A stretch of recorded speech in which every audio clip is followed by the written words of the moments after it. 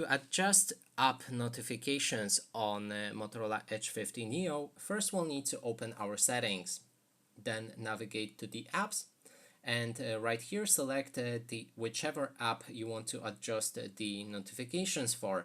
In this case, I'm gonna go with Google Chrome, and keep in mind that this subject may change for a different app. There might be different options regarding it.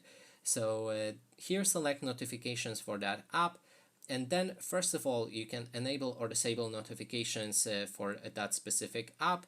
Then when you scroll down, you have different options, like for Chrome we have all general notifications that we can enable or disable.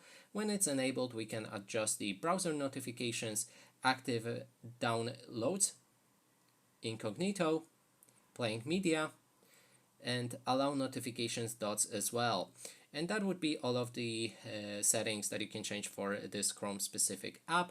But as I said, it may change for a different app. And that's it for this video. Hope you like it. Please consider subscribing to our channel, leave a like and a comment below.